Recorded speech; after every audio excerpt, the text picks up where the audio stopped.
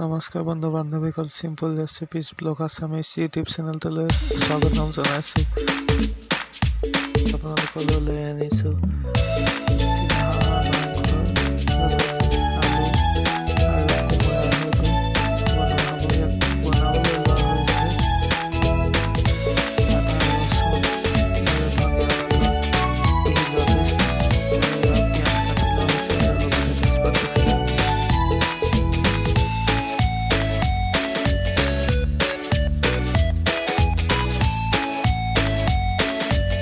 যদি আমাৰ এই ভিডিঅ'বোৰ চাই ভাল লাগে তেনেহ'লে লাইক কৰিব আৰু চেনেলটো ছাবস্ক্ৰাইব কৰি ল'ব, কমেণ্ট কৰি জনাব। দিয়া হৈছে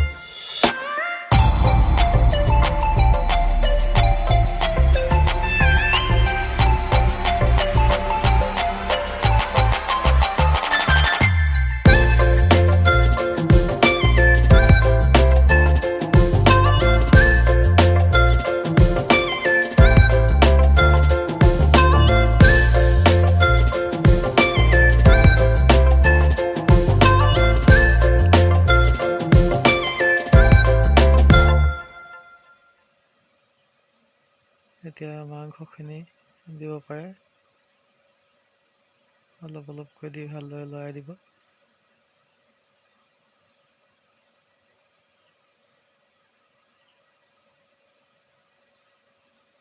এতিয়া ভালদৰে লৰাই দিব যাতে মাংস আৰু তেলখিনি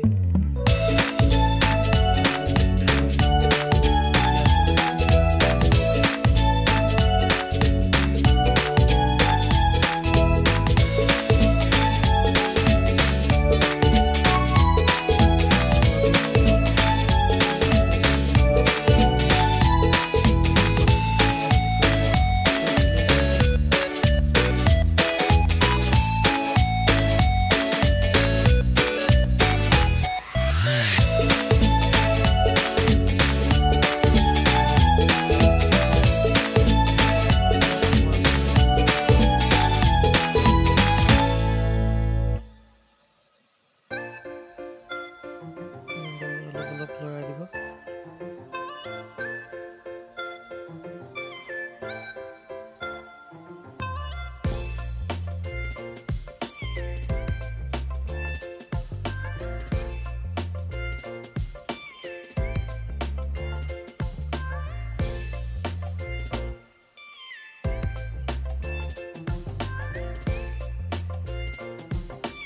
এতিয়া অলপ সময় লৰাই হোৱাৰ পিছত ঢাকি ৰাখিব।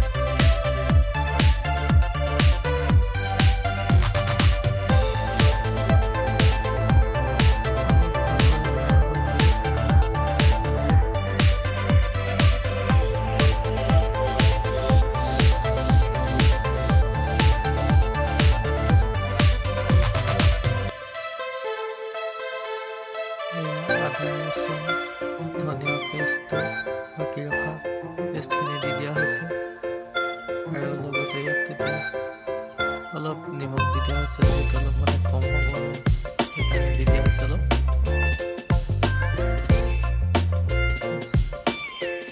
মছলা, ৰেড চিলি পাউডাৰ, মিট মছলা,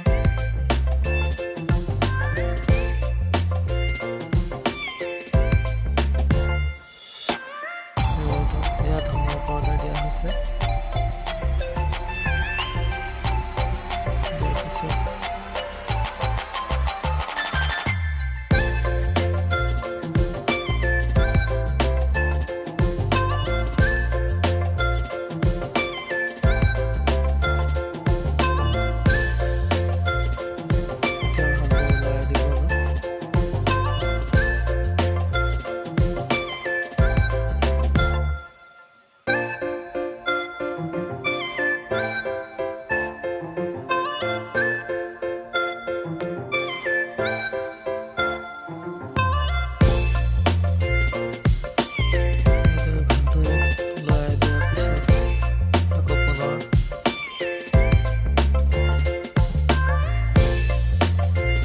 পাঁচ 10 মিনিটমান সময় ঢাকি ৰাখিব।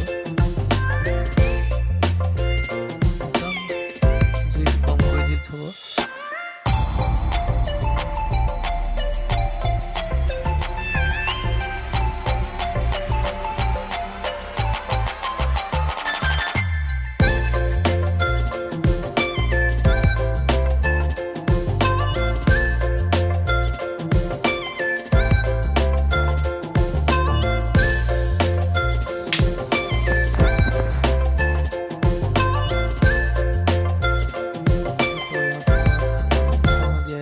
অলপ লৰাই দিব, তেতিয়া ৰেডি হ'লে খাব পৰাকৈ। এয়া চাওক, হাঁহৰ মাংস, চীনা হাঁহৰ মাংস কোমোৰা